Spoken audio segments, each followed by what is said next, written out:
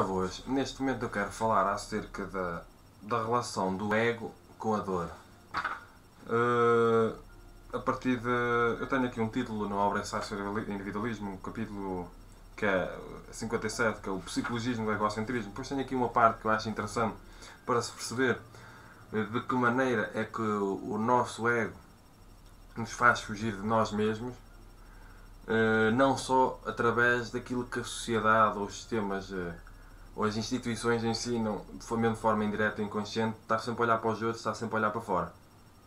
Sempre preocupado, uma pessoa está sempre preocupada com coisas extrínsecas. Há também um processo individual que acontece que nos faz fugir de nós mesmos, já que o nosso ego é uma espécie de sistema de sobrevivência que nos faz fugir da dor e da morte, que nos faz fugir do desconforto na imediatidade. Então há aqui uma parte que eu achei interessante, que eu agora por acaso descobri no livro, que estava a dar uma vista de olhos para fazer os vídeos, para ter ideias às vezes, que é o ego e a dor, página 228. Primeiro, a dor existe enquanto possibilidade. Existe a consciência da possibilidade da dor. Em segundo grau, existe o medo da dor. Pronto, isto é básico, é o nosso ego, o nosso sistema de sobrevivência. Depois, foge da dor com atitudes mentais. Não se quer sentir a dor. Nossa mente faz-nos fugir da dor. Quando eu digo a dor, eu digo algo que dói profundamente. Na alma, por exemplo. Alguma situação que doeu, alguma coisa assim que doa. Às vezes no sentido genérico. Não estou a falar de dor no corpo físico. Não vou andar a queimar com um isqueiro o meu braço. E achar que é ego, e que é um ego no sentido negativo, fugir e dizer. Não tenho de andar a queimar-me a mim próprio. Não tenho de andar a autoflagelar. Mas isto é uma dor no sentido emocional, essencialmente. Quarto grau. Fugindo-se da dor, foge da emocionalidade desagradável, fugindo-se do interior enquanto centro emocional. Quando uma pessoa foge da dor, de uma coisa que sente, às vezes uma pessoa procura fazer coisas, andar sempre hiperativo, fazer isto e aquilo, porque não se quer processar uma dor, alguma coisa que está a doer emocionalmente. E quando nós estamos a fazer isso, eu já vou explicar através de outros graus e depois vou fazer uma reflexão genérica. Então eu fujo da dor, fugindo da emoção desagradável, fugindo do meu interior. Depois, quinto grau, existe um vazio interior porque se foge dele, o interior abandonado, entre aspas. Eu como não quero sentir a dor, eu fujo de mim. Essa é uma ideia interessante.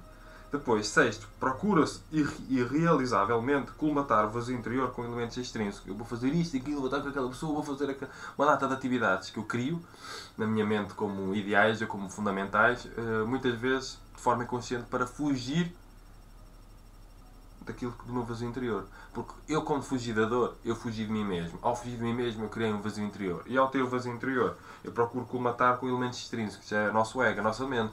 A gente procura arranjar mil e uma atividades. Ou, eu preciso daquela pessoa para me tapar o vazio. Uma pessoa nem se apercebe disso.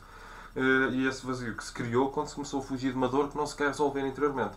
Porque é o nosso ego, a nossa mente a fugir. Sistema de sobrevivência. Depois, sétimo grau. Com atitudes egocentristas, centra-se na extrinsequidade envolvente, por exemplo, ignorância, intrinsequidade, que é aquilo que é a totalidade do intrínseco, o interior. O que é que quer dizer com isto? Isto é um processo que muitas vezes acontece. É um dos processos que faz com que uma pessoa fuja de si mesma.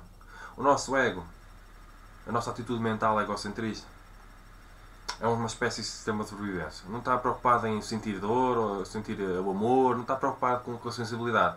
Está preocupado com a sobrevivência, única e exclusivamente, e tudo o que tem a ver com a sobrevivência. Então a dor ou as emoções não têm dignidade ontológica para o nosso ego. Não tem propriamente uma dignidade ontológica, uma dignidade de ser, de existência.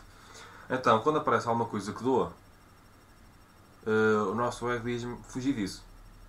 Se alguma coisa dói aqui, por exemplo, dentro de mim, alguma situação que aconteceu, alguém que me falou mal, seja o que for, se me dói, a mim ou outra pessoa qualquer, o nosso ego faz-nos fugir da dor. E como é que uma pessoa foge da dor? Se a dor está aqui, uma pessoa que tem de arranjar mil e uma distrações para fugir daquilo que sente.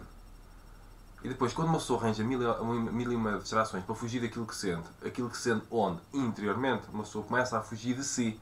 E quando uma pessoa começa a fugir de si, uma pessoa começa a sentir um vazio dentro de si, que é a falta da própria centragem, da própria interioridade. Há aqui um vazio, porque eu estou longe de mim. É basicamente isto.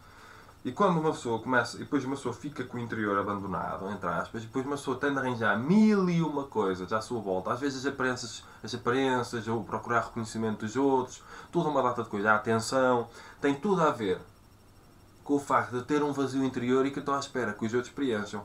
A grande questão é que, mesmo que os outros façam aquilo que eu tenho em expectativa, isto compensa, isto não resolve. E uma questão profunda é quando os outros não fazem nada daquilo que eu gostaria ou aquilo que eu sentiria necessário para me compensar o vazio interior. Os outros não me reconhecem, os outros julgam-me, os outros não me dão atenção, os outros não me fazem isto e aquilo. Aí a pessoa entra numa depressão profunda. Então qual é a grande origem? Nós temos de aprender a aceitar, processar a dor quando ela aparece.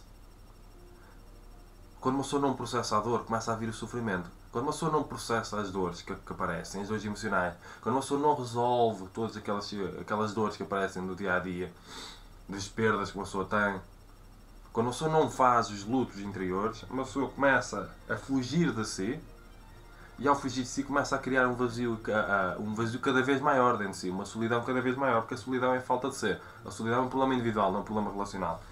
Estou farto de dizer isso. Farto entre aspas. Não é com prazer que eu digo isso. Então qual é a grande questão? É parar de fugir da dor. Parar de fugir da dor para poder parar de fugir de mim mesmo. Porque é que as pessoas não querem meditar? Porque as pessoas já estão há tanto tempo, a sociedade empurra para fora.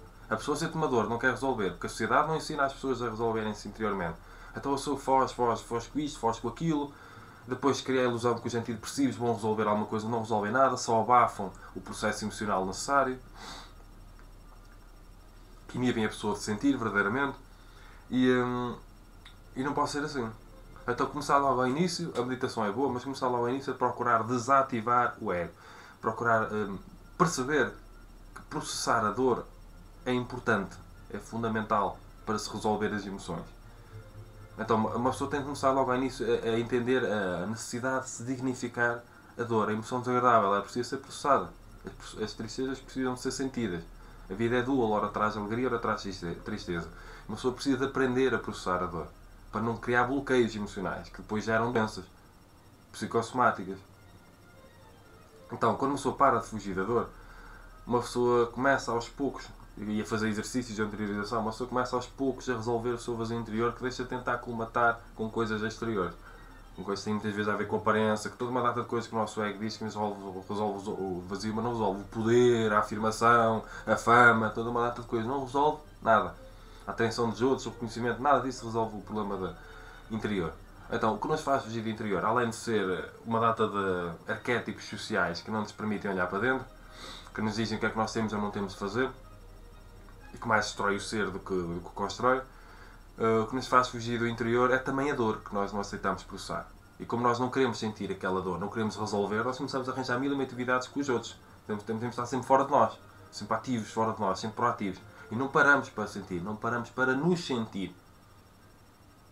Quando não paramos para entrar em contato com a própria interioridade, nós sentimos um vazio, que é a falta de nós mesmos, dentro de nós mesmos.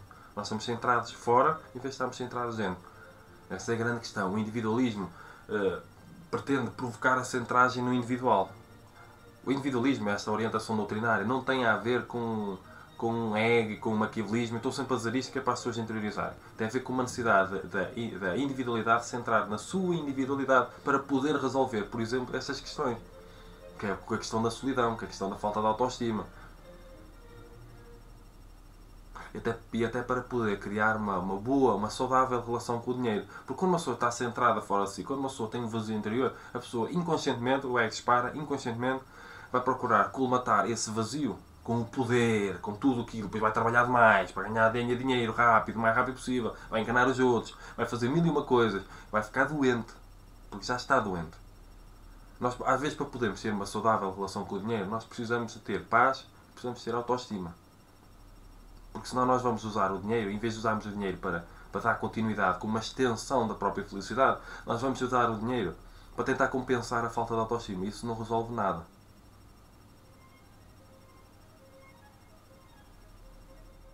É interessante quando eu vejo assim, pessoas na rua que estão a olhar de cima para baixo, para as outras, assim, como se fossem superiores. Vê-se logo, eu sinto logo, aquilo são pessoas sem autoestima. E aquele poder que eventualmente possam ter, aquele dinheiro que eventualmente possam ter, nada disso resolve o problema da falta de autoestima. São pessoas carentes, são pessoas frustradas.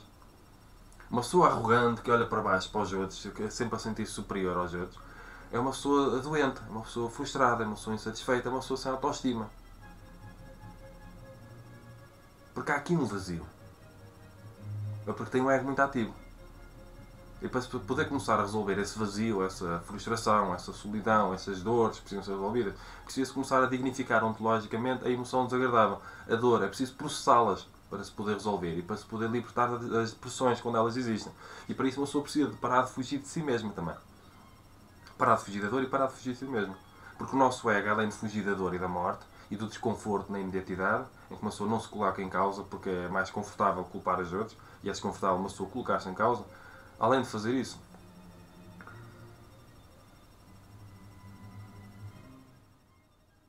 faz com que uma pessoa se sente realizada de fora para dentro. Então, os responsáveis pela nossa felicidade acabam por ser os outros. E os responsáveis pela nossa infelicidade acabam por também ser os outros. Está tudo mal. Assim, nada corre bem. Portanto, eu achei interessante da página 228, o ego e a dor.